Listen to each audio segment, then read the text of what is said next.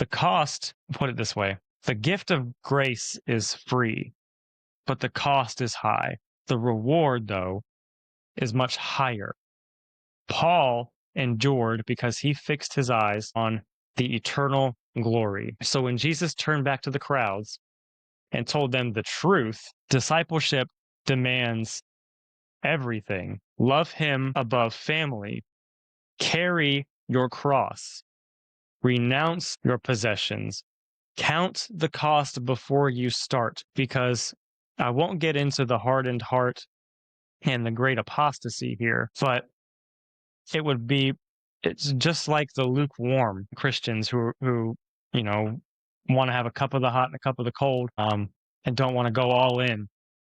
The spit out of his mouth, thrown into the trash, thrown into the fires. It's when you make that decision, that's it. You can't put Christ back up on that cross and nail him over again. So count the cost before you start. And if you're already on trip,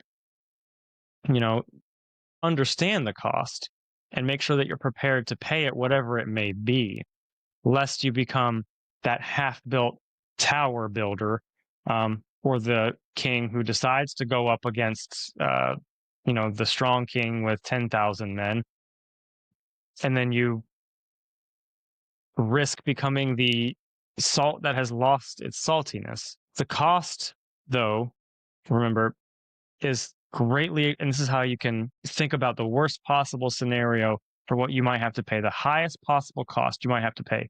Just keep this in mind, the reward, okay? Everything on this earth is temporary. The worst of pains and the highest of joys are all temporary compared to what is to come, what is promised to those who endure until the end, for those who work out their salvation with fear and trembling, for those who count the cost and pick up their cross and follow Christ. The cost is eclipsed by the reward, the hidden treasure that is worth selling everything over, the pearl that's worth selling everything for.